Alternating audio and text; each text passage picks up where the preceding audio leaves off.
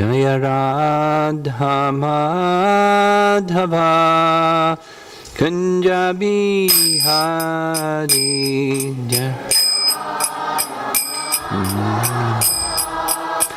Kunja Bihari Jaya Radha Madhava Kunja Bihari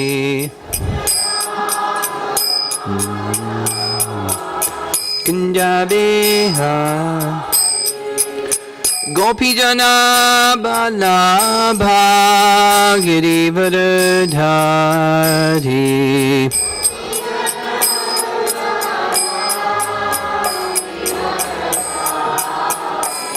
Gopi Jana Balabha Girivardhari Girivardhari Jasodanandana Brajajanaranjana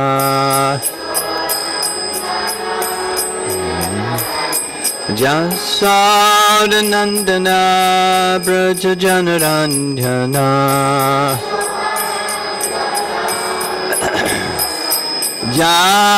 Jamunatira Vanachari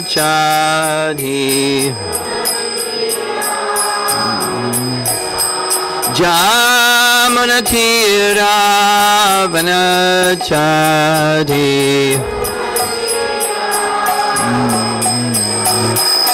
Jaya Radha Madhava Kunja Bihari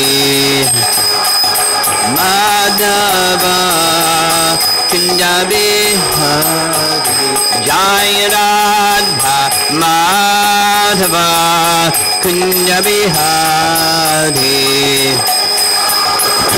Madhava Kunja Bihari Gopi Jana Balabha Girivardhari Gopi Jana Balabha Girivardhari Gopi Jana Balabha Girivardhari Gopi Jana Balabha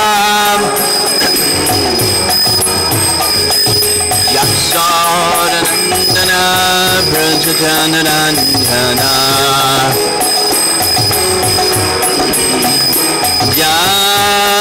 Yasodanandana Brajajanaranjana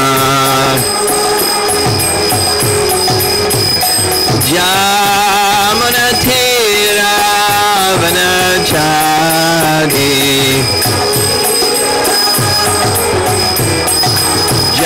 Jamunatira Vanachari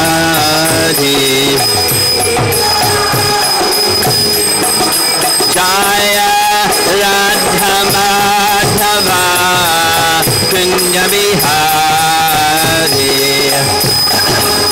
Madhava Kunja Bihari Jaya Radha Madhava Kunja Bihari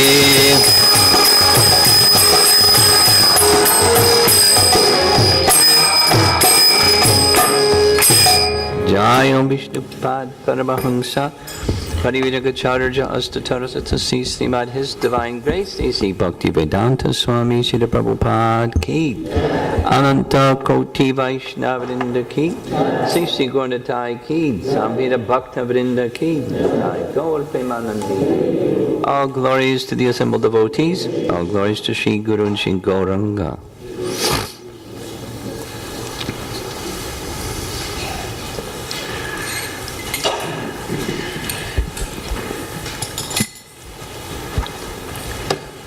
Is this a better space than the other space? Much better. They fixed it up. They put some oil on the floor instead of... Anyway, it's nicer. Certainly spacious. Welcome to how many annual? Fourth? This is number 4. 3, huh? Number 5. Welcome to the 5th annual Japa retreat. How many of you have been here for all 5 retreats? How many are here for the first time? Okay. Those of you that are here for the first time, I'm sure you have high expectations of what's going to happen to your japa while here and afterwards. Because many devotees have shared major transformation from both quality and quantity from these japa retreats. So there's reason to have some nice expectation. I thought that I'd like to begin in a different way than I have in the past. I'm inspired to share or establish a theme, because there's many different things that we can do when we're together, and different ways a facilitator can facilitate the time spent together. But I was thinking this time a theme. And before I go into it, the theme, let me just share something else with you, which is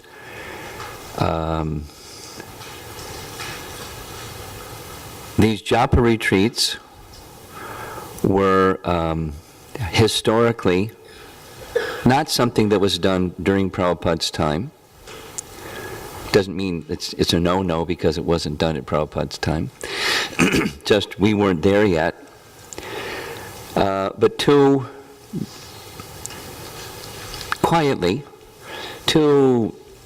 visionary,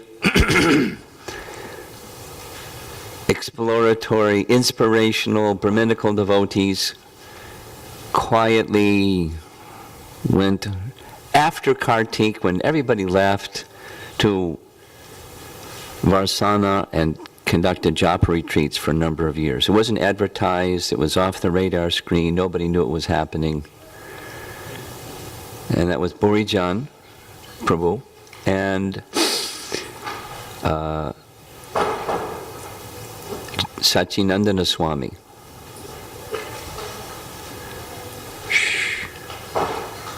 They just quietly went, and people that they were in some association with, some relationship with, they invited them, would you like to come? Oh yes, let's come. And so for several years it evolved and evolved quietly. I didn't even know until like several years into it was even happening. And now it's a very popular type of event. Of course, lots of other things are now popular types of events, like Kirtan Mela. It wasn't something that we did during Prabhupada's time. We did things, extended kirtans, or when Prabhupada was ill, he authorized something we had never done before, that we had 24-hour kirtan while his health was bad. Isn't that interesting? What to do when your spiritual master's health, the founder Acharya Viscon's health, is not well? Have 24-hour kirtan. With the prayer, in other words, the offering, the sankalpa, the intention that Krishna would be pleased, and Krishna would, and he gave us a particular prayer. And the prayer was, my dear Lord Krishna, or our dear Lord Krishna. A petition. The good kind. If you so desire, please restore the health of our spiritual master so that he can continue to guide us in our spiritual lives and guide this International Society for Krishna Consciousness. That was the sankalpa along with the 24-hour kirtan.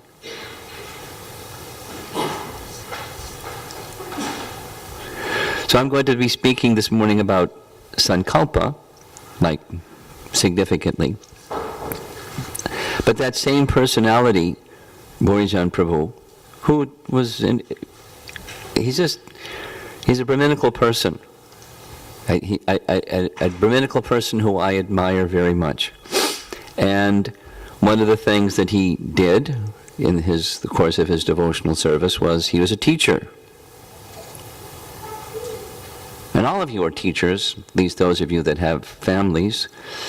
You're teaching. And if you don't have a family, in different ways we're teaching. That's what we do as devotees. Vaishnava devotees become teachers by example. Whether you like it or not, you're teaching by example. So be a good example and teach by example. So he was involved with the Gurukul in Vrindavan for some time. And quietly, in his style, he spent about a decade writing one book called The Art of Teaching. And he researched and researched and researched and researched in a very deep and devotional way, like his personality, and wrote a book, The Art of Teaching. And then he taught that art of teaching in the VIHE, and I attended his course. And he shared with us when he was teaching that one of the persons he interviewed was a well-known educator in Oxford University or something like that. And the professor kind of poo-pooed his attempt to write a book on the art of teaching because he said it's so inspirational and subjective, how can you write a book about it? But he wrote a book about it anyway because he's a teacher. And he is an inspired teacher, and he was interested in inspiring others. So I took the course. And to this day, I remember what he taught in the course, and I'll tell you why. Because he taught the same thing every day for 30 days. And I'm going to share it with you. And it's going to connect with this retreat. Watch. In 30 different ways, he shared with us. And each day was a little different. 30 different ways for 1 month. If you're a teacher, so you're a parent, you're a friend, you're a whatever it is, a Bhakti Vriksha leader, a Bhakti Shastra teacher, or Discover Yourself teacher, or just like a Vaishnav. If you want to be effective in that role, he taught us, there should be maximize explicit educational objective. And we went back and forwards and up and down and inside and outside and what that meant. Explicit educational objective. Sankalpa. Intention, objective. And explicit. And we went over this like for a week. Explicit, not like vague. I want to be a better devotee. Okay. In what ways would you like to be explicit? So, I'm going to, there'll be a drum roll before I do it, but I'm going to state my intention as your facilitator, following the art of teaching principle that I learned from Borijan Prabhu.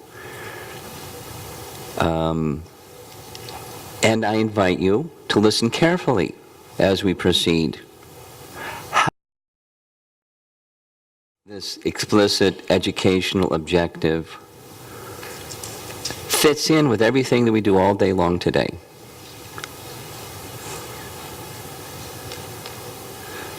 To connect each thing with the objective and something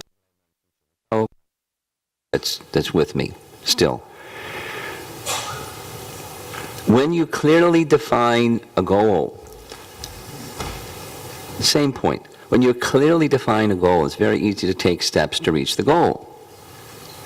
Conversely, if you don't have a very clearly defined goal, good luck getting there. Life gets scattered and splayed out and confusing and complex and troubling.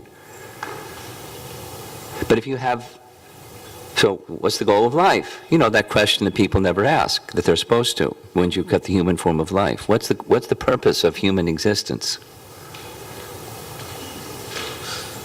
You know what I mean. One of the slides that I have for presentations is somebody with their back to you, that's us. Over on this side is a big rock, and it shows a child still within the womb.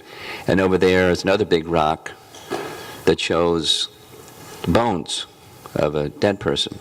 And in between is a space that's called life. So what goes in that space? What goes in between birth and death? What's the purpose? How can you chant? What's the purpose? What's the purpose? What's the meaning? What's the goal of life? What are we supposed to do with this thing called life? What goes in there? If you don't have an idea, don't have a clear idea, good luck fulfilling the purpose of life. It'll be chaotic, buffeted by the winds of time and the modes of nature and karma and other people's karma and events, and whoa, you get seasick.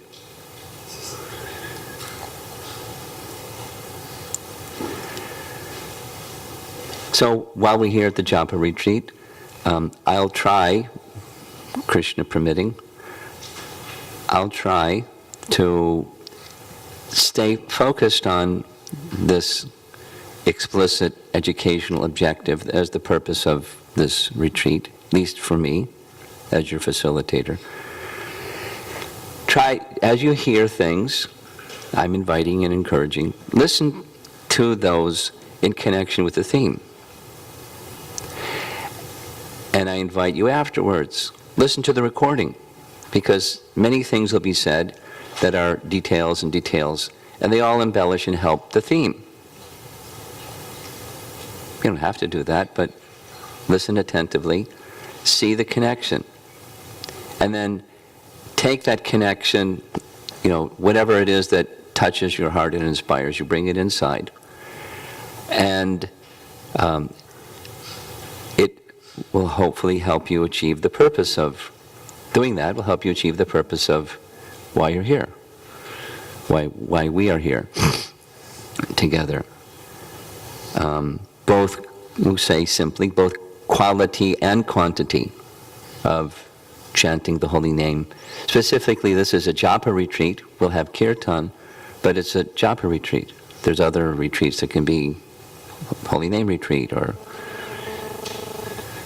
kirtan retreat or kirtan mela or some things like that. This is a Japa retreat specifically. So, drum roll, trumpet. Do, do, do, do, do, do. I'm trying to make it really easy for all of you. It's like, you know, focus. Permanently, write it down in your, those of you who have pens and papers and notebooks.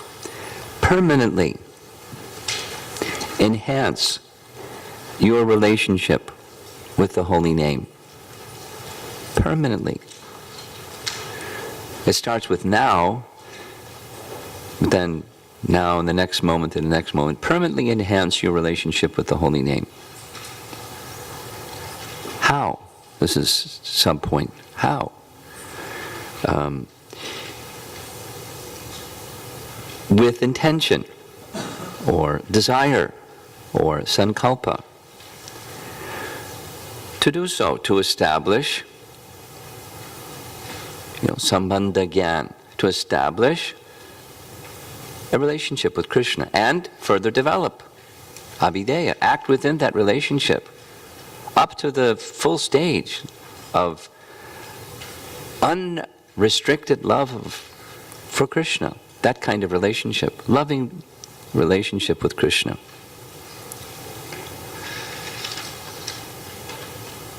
and his holy name. Because relationship with Krishna isn't any different than relationship with the holy name. Because the holy name and Krishna aren't any different. They're the same. We say that. And then part of the way to realize that is to act with that knowledge, and then you realize that the name and Krishna, your relationship with the name and your relationship with Krishna are non-different. Just some anecdotal things I'll share.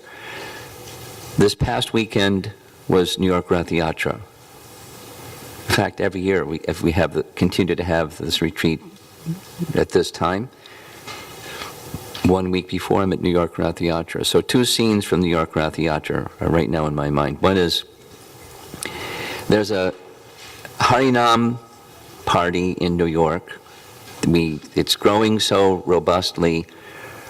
We purchased an ashram for them because they didn't have a place for everybody to fit. So we purchased. Did you hear about that? Harinam ashram. They now have 18 people. We just bought it in May. And there's 18 people living there. And Madhava was visiting for 3 weeks. Just going on in Harinam. People were inviting him, oh, come to our yoga studio. He said, no, I'm here for Harinam at Union Square. If you want to involve in the Harinam, come on over. We're having a party on Union Square every day. So I came to the Rath Yatra and I wanted to show my respect to the devotees. And I have this very interesting, very warm relationship with Madhava. We haven't really even interacted so much. We just kind of connect. He's just such a nice devotee. So I stood right in front of him. There's like big crowd, maybe 100 people dancing. It went on for hours. It was fantastic. And I stood right in front of him. His brow was furrowed. He was in absorption and chanting. You know how he takes one melody and just chants one melody. It's not musical entertainment. It's absorption in the holy name.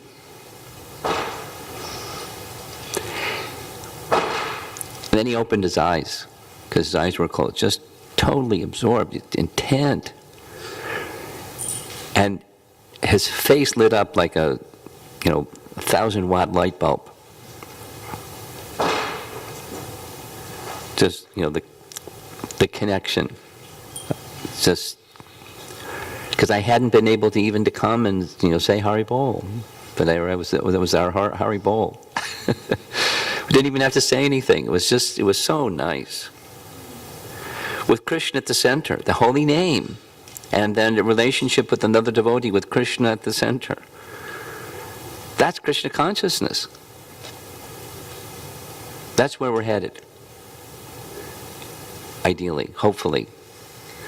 If our intention is like the structure of what we're doing, to share this, stay with the structure of what we're doing. There's like so many things to get distracted by.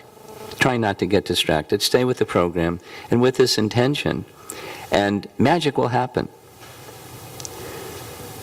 Then there's another sharing. For the first time in like 5 or 6 years, there was no rain predicted on Rath Yatra Day. Because in New York, for the past number of years, it's been rain. And sometimes it's been torrential rain. We had to shut down the whole thing. No rain. There was so many people in the park. There's so many people on Fifth Avenue and in the park. It was, wow. Woo. And the question and answer booth. Some of you may know Prabhupada disciple Yogeshwara Prabhu. He's a fantastic personality. And he said, well, I only have 1 hour because my son has to go to the airport and I have to leave at 3 o'clock. I can do from 2 to 3, sure. He hadn't done this in a long time.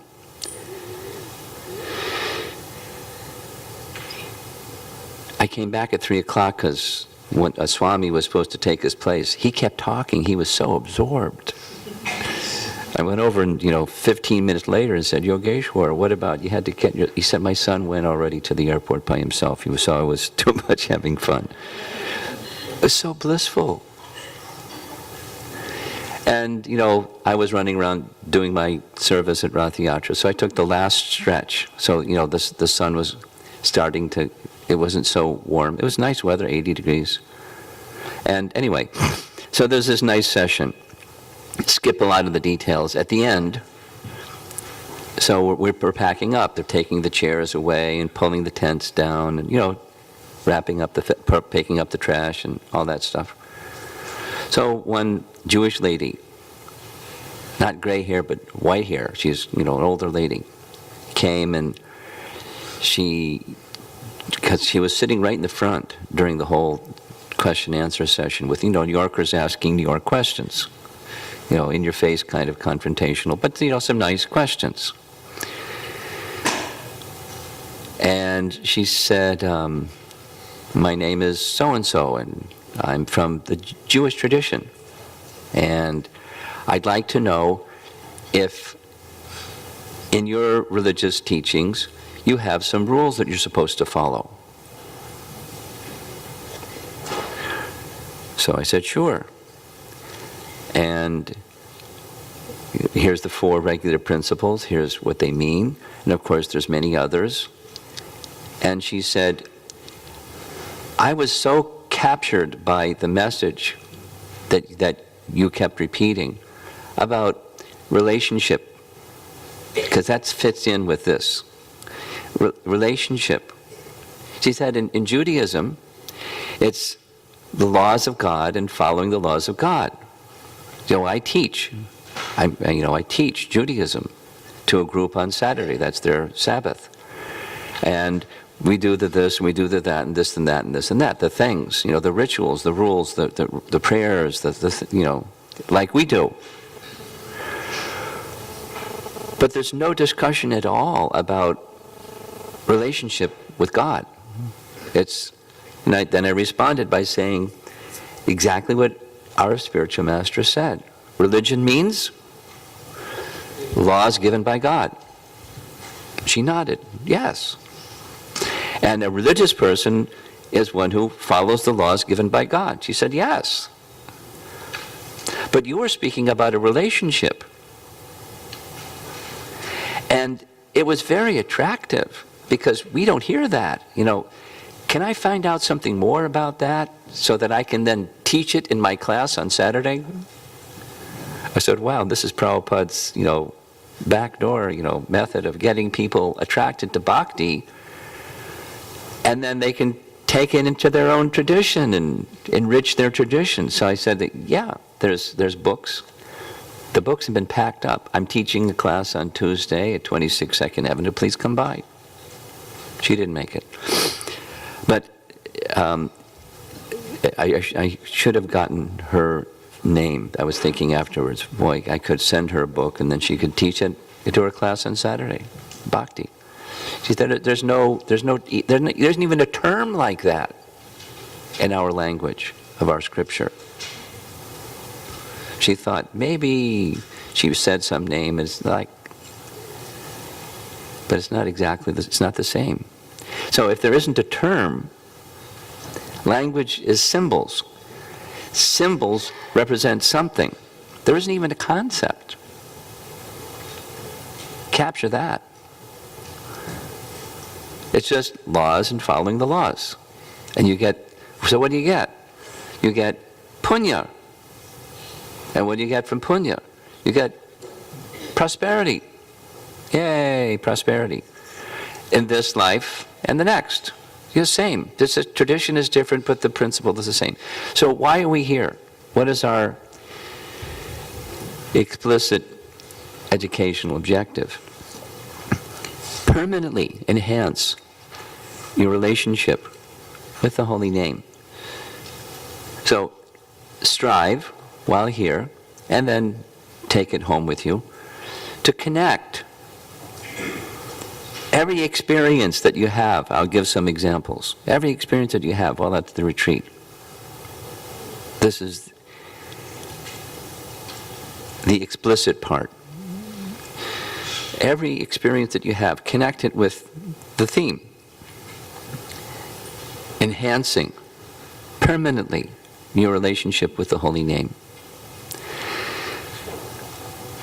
some teachings or some messages or some inspiration that comes to you. Fantastic. Connect it with the theme of the retreat. Every mantra that you chant, strive. And if you didn't do it the previous mantra, do it this one. If you didn't do it this one, do it the next one. Strive to connect the chanting of the mantra with the theme, or the explicit educational objective. What's that? Permanently enhance your relationship with the holy name. You're investing in that relationship, because that's what how relationships grow. You invest in the relationship. There's you, and there's Krishna, and we've been out to lunch. Like, checked out for a long time. Long lunch. Big siesta after a big lunch. And hardly have we're beginning to awaken. So invest in the relationship, mantra by mantra. And some service you may perform. Go cut vegetables, or clean the floor, or sing in the kirtan, or take care of your kids, or whatever it is. Connect that service with permanently enhancing your relationship with the holy name. I'm inviting that as a theme. So I'll give two examples, an up one and a down one. Supposing you have some very nice realization, like especially those of you that are new at this, at a retreat. You'll find, for example, chanting together with the devotees is so easy. In New York, because I just spent 2.5 weeks there, for me that's like major stretch of time. And there's one Chinese girl that comes to the program, and she's kind of like really Americanized Chinese girl. And she came to Memorial Weekend retreat. She was kind of nervous, I don't know, maybe too intense for me. Like so many people, but she's adventuresome, so she went. And she shared like so enthusiastically. It was so easy to chant.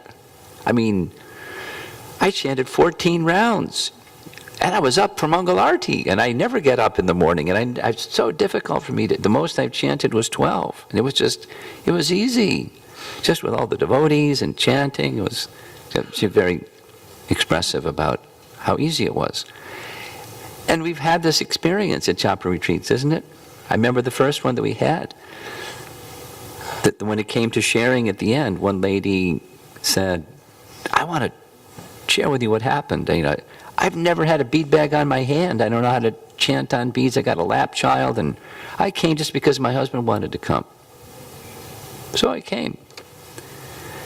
And then when it was time for the 64-round day, my child was asleep on my lap, so I thought, hey, I'll chant. Someone showed her how to chant. She chanted 16 rounds. She thought, wow, that was easy. Maybe I'll chant another 16 rounds. She chanted another 16 rounds. She thought, wow, that was easy. Maybe I'll chant another 16 rounds. Then her child woke up, and that was over. Those of you that are mothers, you know all about it. But she was so happy, and there's so many examples. So supposing you have one of those, whatever it is, a wow experience, what do you do with that? Don't hold it in your hand, because it'll just evaporate. You'll see. Connect it with the explicit educational objective. How can this, at least ask the question, how can this help to permanently enhance my relationship with the holy name? It will, because any spiritual advancement is permanent. But put your consciousness behind that truth and reality. Yeah? Consciously connect whatever experience, whatever message, whatever service, whatever, everything, connect with that. Or we'll go the other direction.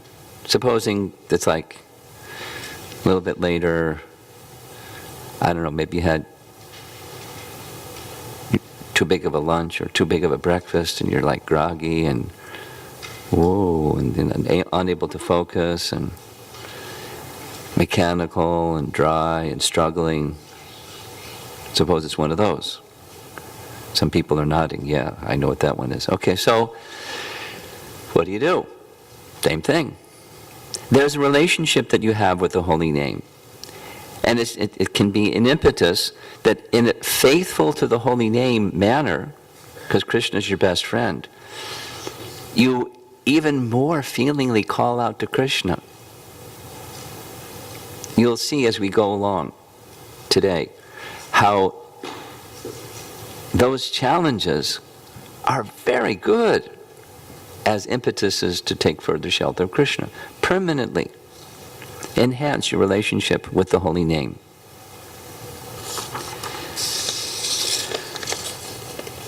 Okay, so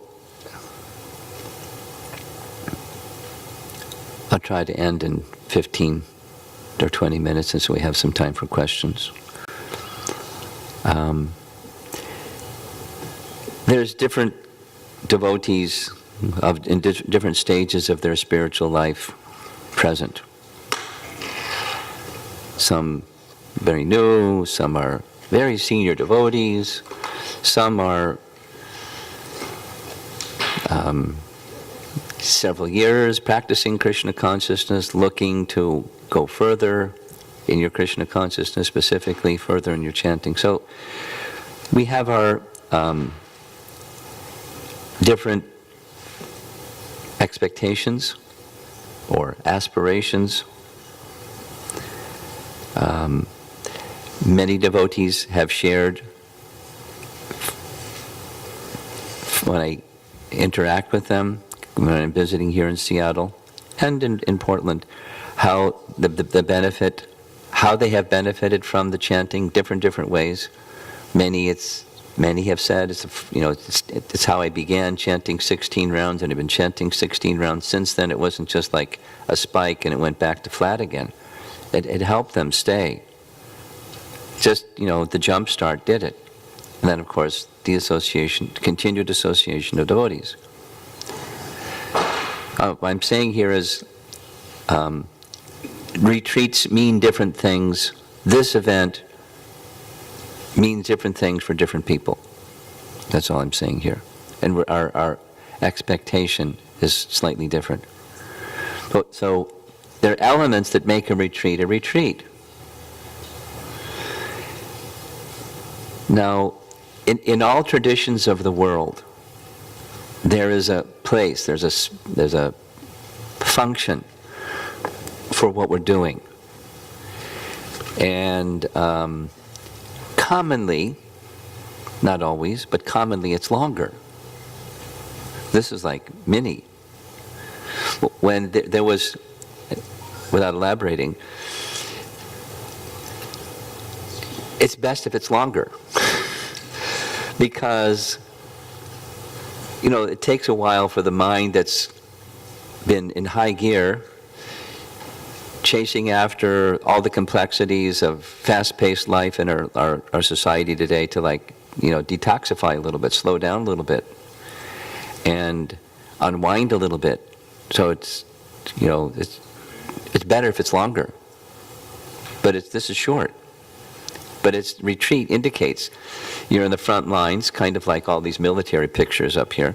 You're on the front lines, and you retreat. What's the purpose of the retreat? It's not like I lose. It's regather, refocus, gain strength, gain a strategy, and then you go forward in unison, for a military kind of retreat. So this is a spiritual retreat. I was thinking of one of the examples that Prabhupada gave of a snake and a mouse.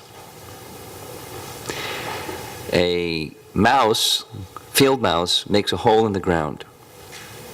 And the snake comes along, finds the hole in the ground, goes into the hole in the ground, eats the mouse, and lives in the hole in the ground. Prabhupada said that's what Vaishnavas do. People spend their time and energy creating things, like this. This was a military base, World War II military base. Look around and see what all the things are here. So the government spent a bunch of money to, protect the people of Northwest USA through this military base. And then the war was over. So now it's a Japa retreat center. Here we are, with facilities for staying and a nice room and so forth. We're paying for it, that's okay. It's just, we don't have to build one, we just use it for Krishna. And conveniently, there's no cell phone reception here, and no internet.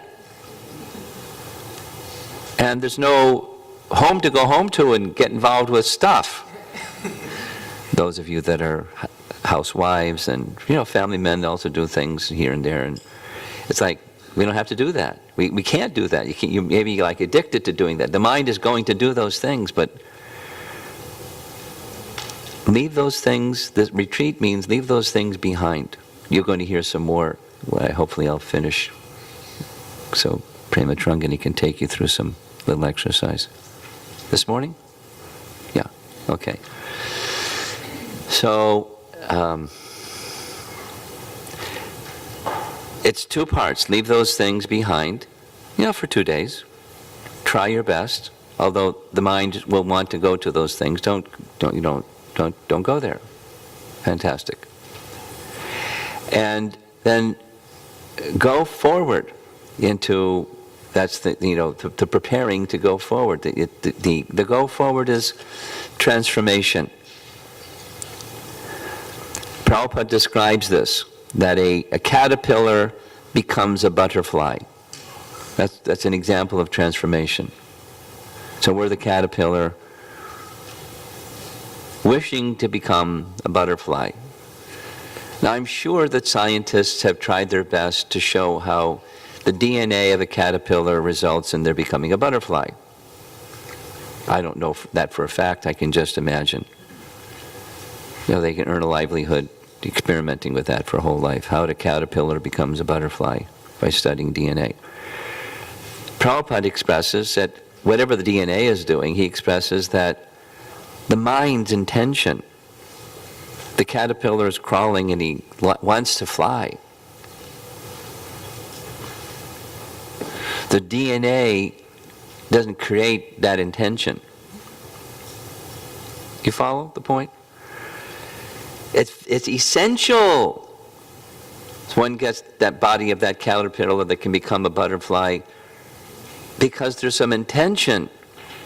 And for us, the intention to transform to a struggling, whatever, beginner.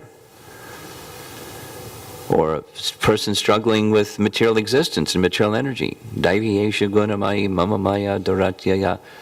To go beyond that. So the function of the mind, or the function of intention. So connect that to our explicit educational objective for this retreat. Where do you want to go in your relationship with Krishna? If you don't ask yourself that question, good luck. Ask yourself the question, what would you like your relationship with Krishna to be? So-so? Or vibrant and strong and, carrying, with you all the time, carrying you through all the ups and downs of life? So we're going to invite you to write, literally to write, your sankalpa. And it may be something short-term.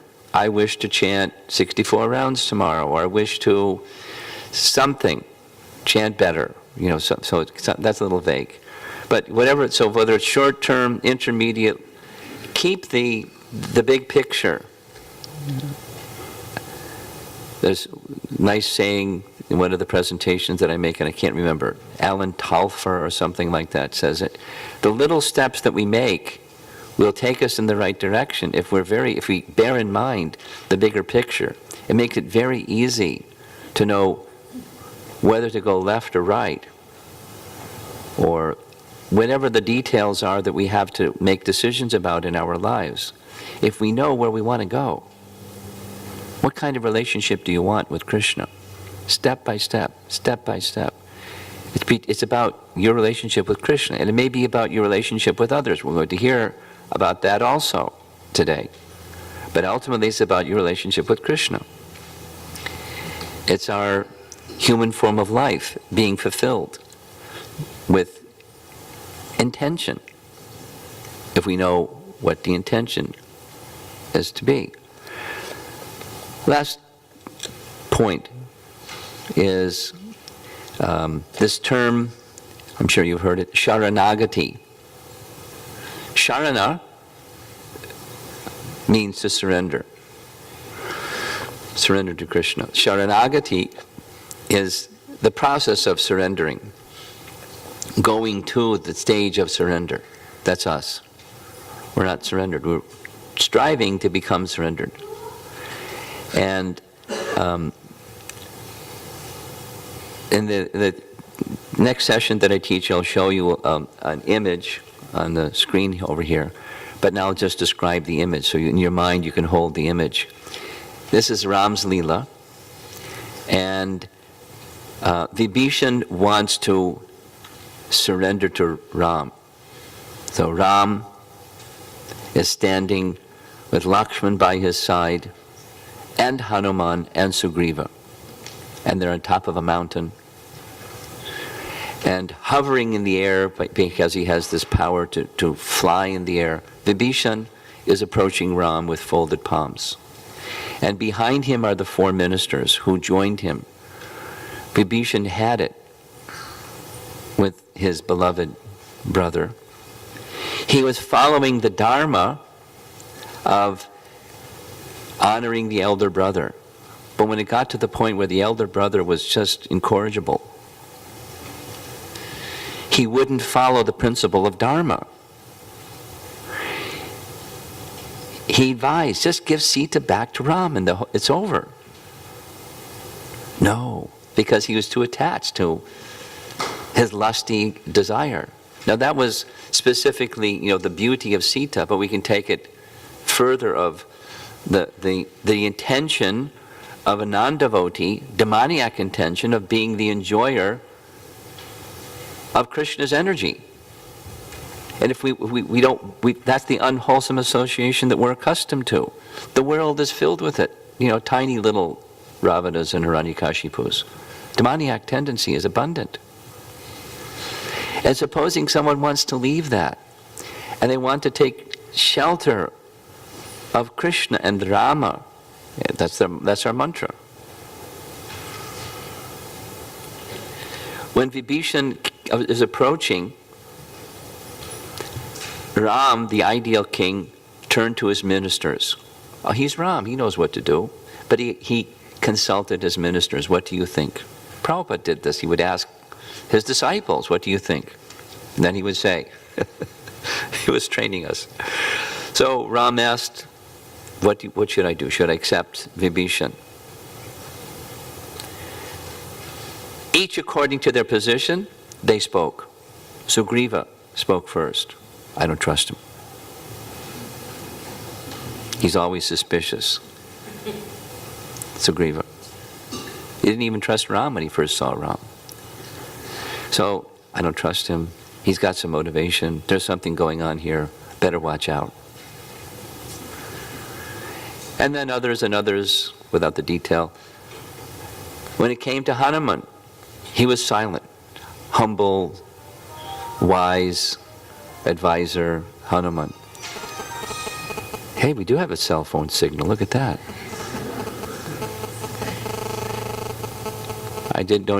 Okay. If you have a phone, turn it off. So, please don't speak inside. So, Hanuman spoke very, very simply. He said, just by seeing the countenance, this is a minister, by seeing the countenance of Vibhishan and hearing the sound of his voice I can understand, there's nothing to fear. He wants to surrender to Ram. Then next he said, he may have some motivation. He may be thinking, Ravana is going to lose, and I'll become the next king. He may have some motivation. That's okay. He wants to surrender to Ram, and so he should be accepted. And then Ram said, this very famous passage, I mean, you hear it quoted, this is where it's spoken. I declare it, please listen very clearly and carefully, one who even once surrenders to me sincerely, I commit, I will protect them forever. Well, it's just like surrender once. Surrender more than once, but surrender in principle. So the commentators, different acharyas express like this. I'll do it quickly because of time. The four ministers accompanying Vibhishan represent aspects of surrender. Note takers, listen carefully, and the recording will pick it up anyways. Two are in relation to the one surrendering, two are in relation to the one being surrendered unto. The one who's surrendering, akinchana tvam. Tvam means having the quality of. Akinchana. No material shelter. He had shelter. He left it. He really, even when he was there, he didn't see that as shelter. It was just duty. His shelter was Ram. Vibhishan was in, bad company. And he knew it was bad company, and he left the bad company for the surrender to Ram. Like Queen Kunti uses the same term twice in her prayers. Akinchana gochara. So, akinchana is one who has no material shelter. And one who has material shelter, she says, such a person cannot feelingly call out the Hare Krishna Maha Mantra or call out for Krishna's shelter. Cannot. You can do it mechanically, but feelingly? Because when it's done feelingly, Krishna hears the feeling, not just the calling. We'll hear some more as we go on today. No material shelter. Akinchana tvam. And then it's flip side. It's saying the same thing in reverse. But where there's ananya, gati, tvam. Again, tvam means having the quality of. Ananya, gati, no other goal. Krishna, you are my only shelter. I have no other shelter. Always remember Krishna, never forget Krishna, same idea. Krishna, you are my only shelter. Even when he was with Ravan, Vibhishan had no other shelter. Ravan wasn't his shelter. Religious principle was his shelter, but religious principle takes subordination to the one principle of surrender. And if I can't surrender, you leave the situation to surrender. Ananya gati tvam. One gati or goal or position of safety and protection and well-being, and ultimately it's connecting all things with that one thing. Yes?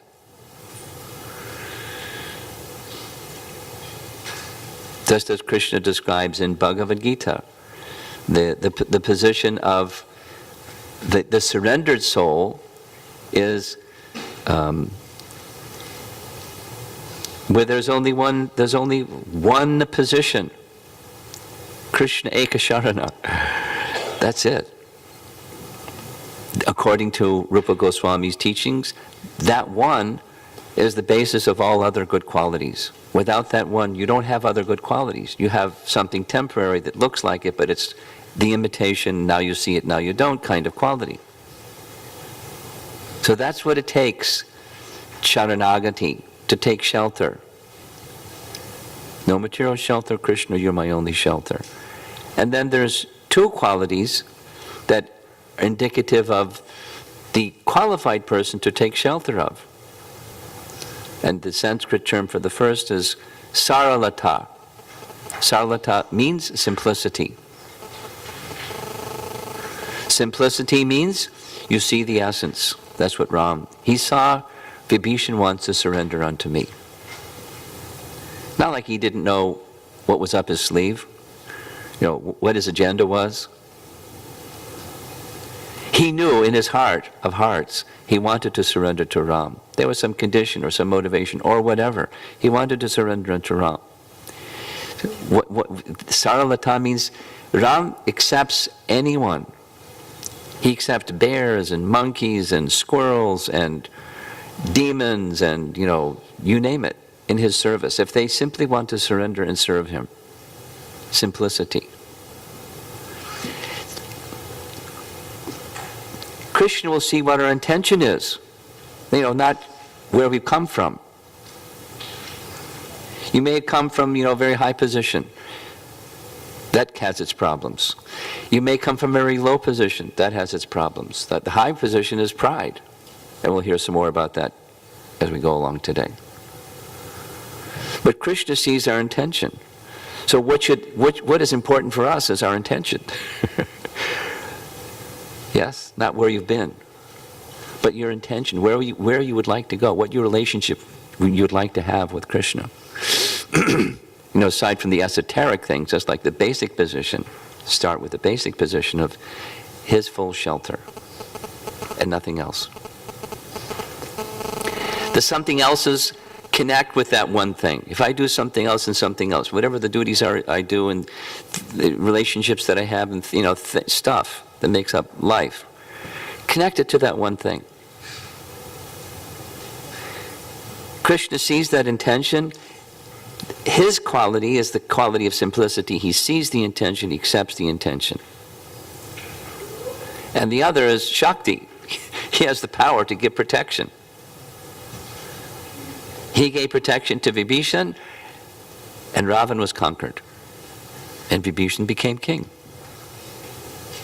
It can go beyond that, but that's the essence of the role of Sharanagati in the going to the position of taking shelter of Krishna and establishing that relationship with Krishna and his holy name, or the relationship with his holy name. That's what we're here for.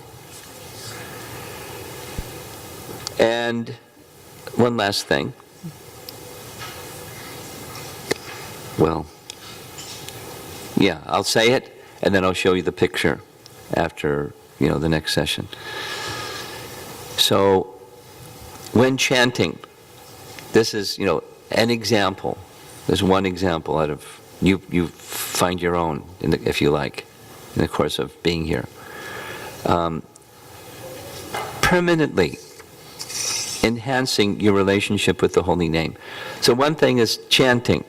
Just like chanting, it's, it's something you do. But then the name is a person.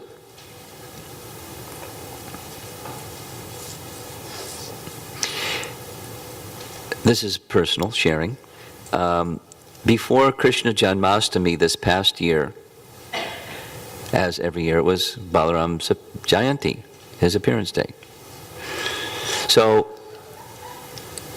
on Balaram's appearance day, I was reading Krishna book about the sections that are from Krishna's pastimes, or Balaram's pastimes.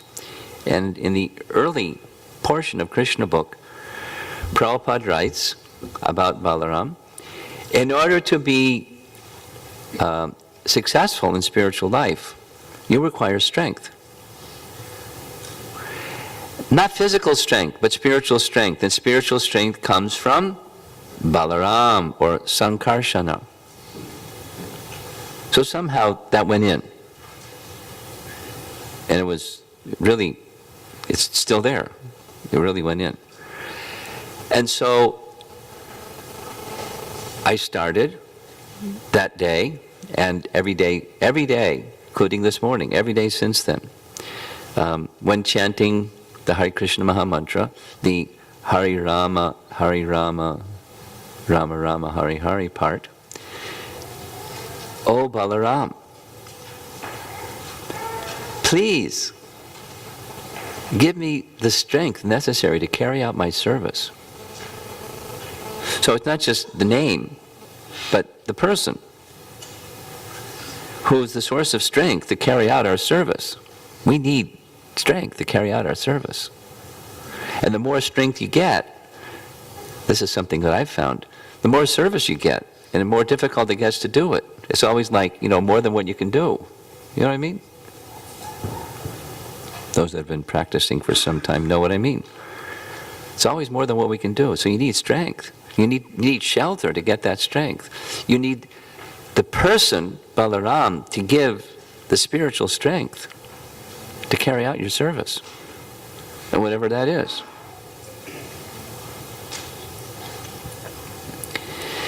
So that was nice. And then there's the other half of the mantra, Hare Krishna part. So Krishna means all attractive. Oh, my dear Lord Krishna, the all attractive, please attract me. I who am distracted, please attract me. And then, of course, Hare, that's the internal potency. We're appealing without approaching Radha, or evocative is Radhe, but our mantra is Hare, indicating Hara, the internal potency.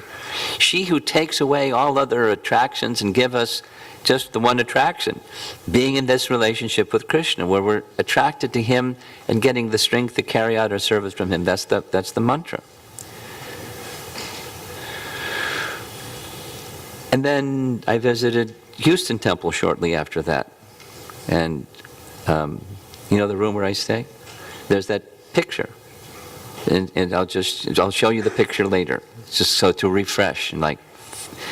So in the lower left corner, there's Krishna sitting on a rock, and next to him is Balaram sitting on another rock, and then underneath a big tree.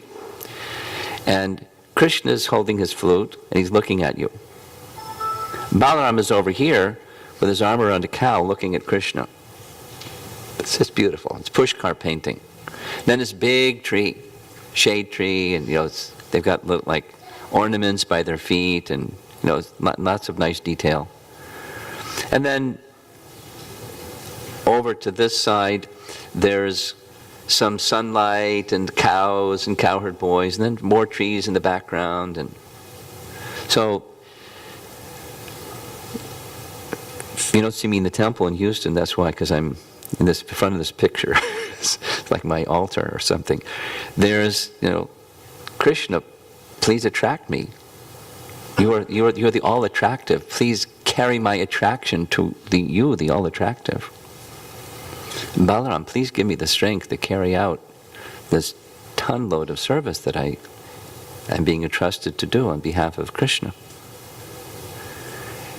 And it's ecstatic, because it's the person. The name is Krishna and Balaram. And so not just calling the name, but calling the person for service and attraction and strength to be effective and successful in spiritual life. Without which, where are we going to... We get crushed by the material energy, because we won't be in the internal potency, we'll be in the default position, in the external energy. So there's some sharing, and I've gone past my time. So if you have some questions, hold them. Hopefully we'll have some time a little bit later. I'd like to invite you to do the next session. It's connected, you'll see, hopefully.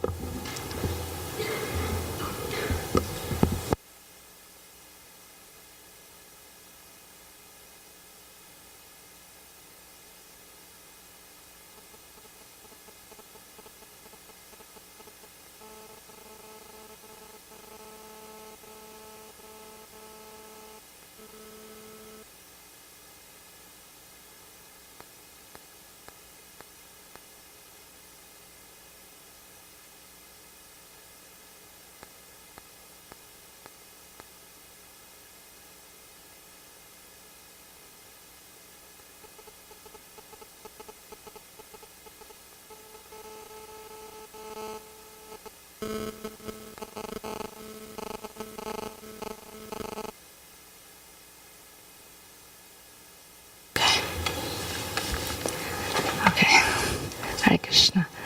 So I'll try to keep it really short. I won't speak too much so that there's little time for exercise. But just to connect everything, I'll speak for a few minutes. So Maharaj was speaking about teaching by example, and he spoke about educational objective. And I was thinking, one of the things about education, as Maharaj also said, the purpose really is transformation. And for that reason, when we are getting educated, one of the things we have is practicals. So my role usually in these Japa retreats is to assist in some way to integrate the messages that Maharaj speaks through some practical application. So this transformation very much requires application. And just recently, I just finished the Bhakti Shastri, and we were doing Bhagavad Gita, and Krishna speaks in the end. So Krishna completes speaking the whole Bhagavad Gita. And in text 72, he asks a question to Arjuna. Arjuna, did you hear carefully? And did you capture what I said? And then he indicates, if you really captured what I said, then the effect must be that your illusion and ignorance must be gone. And then Arjuna replies in the next verse, yes, Krishna, Nashta Moha, and Smriti Labdha, he says, that yes, my illusion is gone, and I'm situated now in my proper position. And he says, now I'm properly situated and I'm determined to act. And he says, Karishe Vachanam Tava. So this whole education that Krishna gave to Arjuna through the Bhagavad Gita, it caused a transformation for Arjuna. And part of transformation means that, okay, we heard it, and then we're ready to act on it. And otherwise, it doesn't mean anything, all the information that we get. So one of the theme that Maharaj set for the retreat is to permanently enhance our relationship with Krishna. And he asked us to connect every experience with this particular theme. And he will set some further theme in the second class, but I'm going to introduce that right now. Is whatever we actually do improperly in this world is actually because of our dissatisfaction in our relationship with Krishna. So that's connecting the theme here. To see everything connected to the theme Maharaj said in relationship with Krishna. And one of the things we do when we're dissatisfied and frustrated, dissatisfied means frustrated, is that we complain and we criticize others. That's something we do when we are not feeling full in our relationship with Krishna. And we're going to sing a song in the beginning of the next session, Gurudev's song by Bhaktivinoda Thakur. One of the things Bhaktivinoda Thakur writes there is Sakale samana korite sakhati deho nata jatayata thabe to gaibo hari nama sukhe aparada hobe hata. So he says that if we don't regard Sakale samana, all the different living entities, or rather he says it in positive, when we regard all the living entities properly, that is when actually we can chant the holy name properly. That is a requirement. However, when we are criticizing and complaining and being disrespectful, it blocks us from chanting properly and entering more deeply. And also connecting to just what Maharaj was saying, he was speaking about surrender. And he said two aspects of the one surrendering is no material shelter, and Krishna being the only shelter. So when we are complaining, criticizing, it's almost like that forms our shelter, because we don't see the Krishna connection of why Krishna is orchestrating certain things in our life. So we take shelter, we feel good about criticizing others. It forms a material shelter. It's a form of that.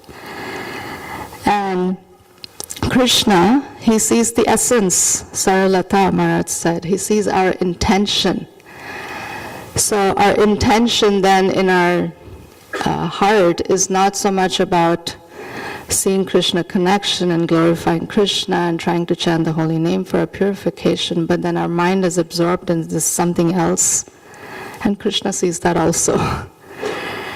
So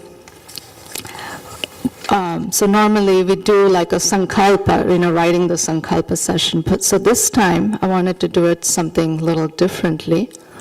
I want to invite you all, of course, to make a sankalpa, but also to take a vow, actually, during this just 2.5 days that we're together, to actually make a vow to not complain or criticize anyone.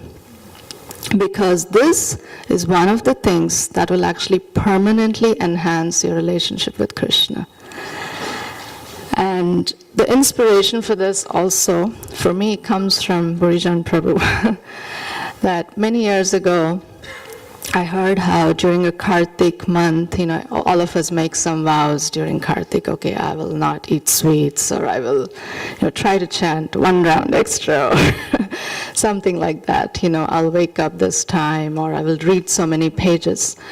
So one time Burijan Prabhu was considering what vow he should take for Kartik, and one of the devotees said, well, we take all these different vows every year. Why not this year try something different? Take a vow to not criticize anyone for 1 whole month. And he thought, okay, this is a nice challenge. And he took up that vow.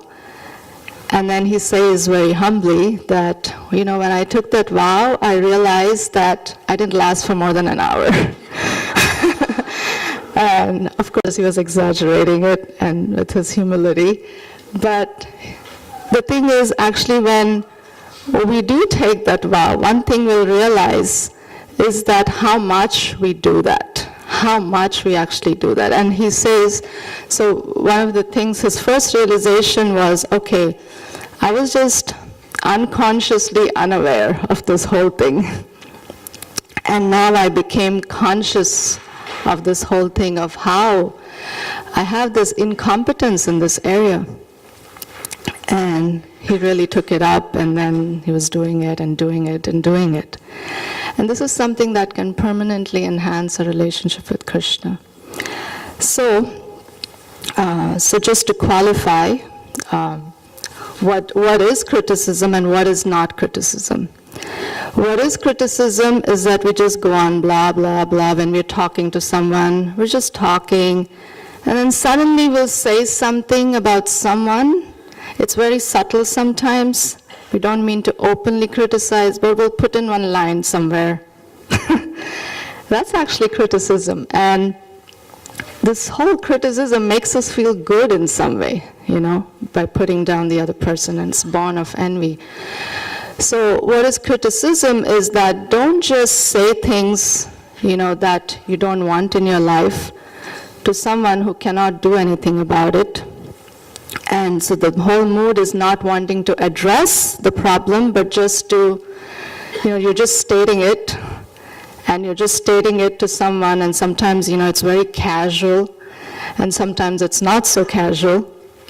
But the whole thing is, behind that mood is not that, okay, I want a solution for my problem. That's not the mood. But rather the thing is, okay, this is there, that is there, and you go to a person who can do nothing about it. Or even we talk to a person who can do something about it, our mood is not, okay, how can I address this?